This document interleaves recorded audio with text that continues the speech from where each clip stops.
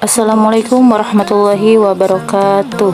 Kami dari kelompok 5 yang beranggotakan Rahmi Afrilianti, Nova Oktaviani, Farhatur Rahma, dan Ani Hafifah yang akan melakukan praktikum tentang pengelompokan bahan makanan.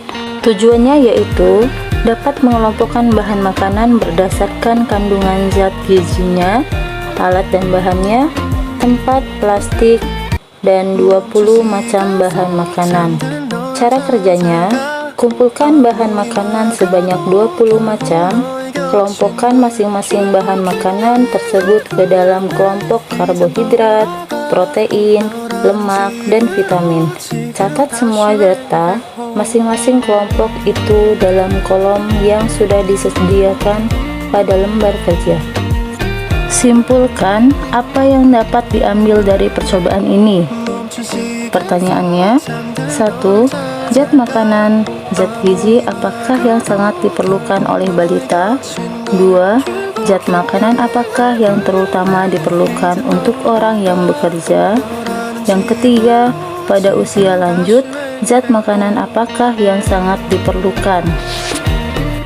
Hasil pengamatan praktikum pengelompokan bahan makanan berdasarkan zat gizi yaitu jenis bahan makanan, beras, terigu, jagung, kentang, termasuk ke dalam karbohidrat. Karbohidrat disebut juga hidrat arang atau zat tepung merupakan bahan makanan pokok yang berguna sebagai sumber zat tenaga. Karbohidrat terdapat pada padi-padian atau umbi-umbian.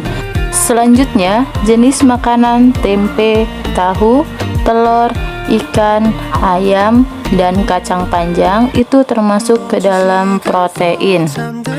Protein adalah senyawa organik kompleks berbobot molekul tinggi yang merupakan polimer dari monomer-monomer asam amino yang dihubungkan satu sama lain dengan ikatan peptida. Molekul protein memiliki beberapa kandungan diantaranya karbon, hidrogen, oksigen. Manfaat protein bagi tubuh berhubungan dengan hampir segala aktivitas yang dilakukan oleh seseorang setiap harinya. Protein sebagai zat pembangun yang terdiri dari dua jenis. Protein nabati bersumber dari tumbuhan, contohnya kacang hijau, kedelai, dan kacang-kacangan. Protein hewani bersumber dari hewan, contohnya susu dan telur. Bahan makanan selanjutnya yaitu daging atau gaji yang termasuk ke dalam lemak. Lemak berfungsi sebagai sumber energi dan cadangan energi terdapat pada kelapa, kemiri, gaji. Sedangkan kelompok bahan makanan yang berdasarkan vitamin yaitu wortel, terong, tomat, jeruk, bayam, pisang, toge, rebung, dan pepaya yaitu termasuk ke dalam vitamin. Vitamin berguna sebagai zat pembangun, contohnya tomat, wortel sebagai sumber vitamin A, bayam, daun pepaya sebagai mereduksi pembentukan kolesterol.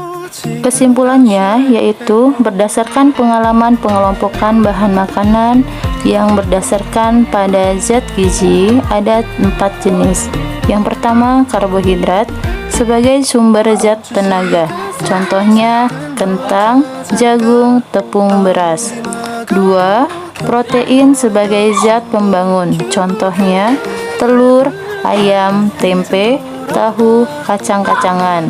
Yang ketiga, lemak sebagai sumber energi dan cadangan energi, contohnya gaji atau daging. Yang keempat, vitamin sebagai zat pembangun, contoh wortel, tomat, bayam, toge, pepaya, dan pisang. Itulah hasil pengamatan tentang pengelompokan bahan makanan berdasarkan zat gizi dari kelompok kami. Kurang lebihnya kami mohon maaf. Sekian dan terima kasih. Assalamualaikum warahmatullahi wabarakatuh.